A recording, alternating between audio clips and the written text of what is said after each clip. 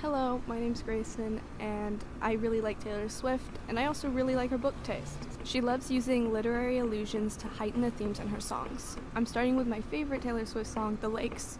To me, this song communicates her journey in dealing with public judgment while finding beauty and love around her. Quote, "Take me to the lakes where all the poets went to die," end quote. In this verse, Taylor is directly referencing the lake poets of the Romantic movement in the Lake District of London. She is known to love poetry, and I find it remarkably fitting she references these specific poets. She is a writer and mostly composes love songs, which I would say are very comparable to poetry.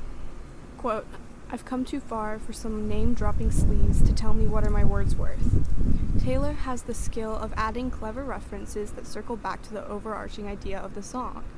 In this verse, she is singing about William Wordsworth, one of the Romantic era poets, while simultaneously saying her words are worth money, tying into the song's more profound meaning. Taylor references The Great Gatsby multiple times through her album Reputation. The first track, This Is Why We Can't Have Nice Things, says, quote, "Feeling so Gatsby for that whole year," end quote. In the novel, Jay Gatsby throws lavish parties to arguably attract Daisy's attention. Throughout her song, she invokes the novel's imagery, quote, "Jump into the pool from the chandelier, swimming in a champagne sea," end quote. The Great Gatsby is a critique on this lifestyle, and Taylor presents the novel's themes through music. However, I think the most interesting reference is the song's actual title. We could say the narrator, Nick, learned this lesson, and throughout the song, she discovers this as well. I also think because this song is a reference of her past, she could be saying that her life before this point was full of meaningless parties, much like Gatsby threw and attended. Both stories looked beautiful, lavish, and flashy from the outside perspective, but Taylor and Gatsby were empty. Moving on to the Evermore album, she once again references Gatsby. Quote, "I hope she'll be a beautiful fool that will take my spot next to you," end quote.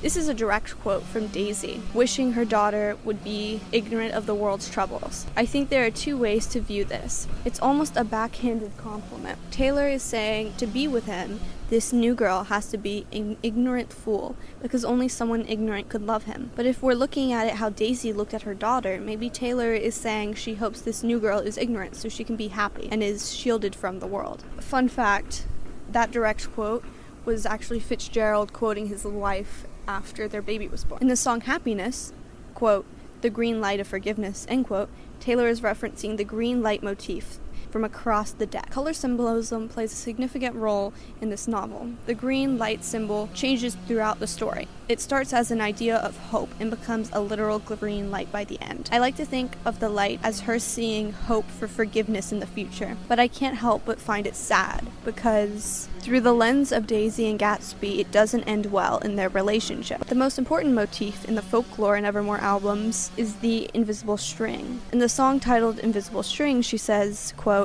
"Isn't it just so pretty to think all along there was an invisible string tying you to me," end quote. This is a reference from Jane Eyre by Charlotte Bronte. Rochester, I think that's his name, and I don't know if I'm pronouncing that right, it's been a while since I've read it, but he says, quote, I have a strange feeling regarded to you. Is a string under my left rib knotted with some more string connected to you?" This was when he was confessing his love to the main character, and at the time he was married. Directly under this track is the song Mad Woman.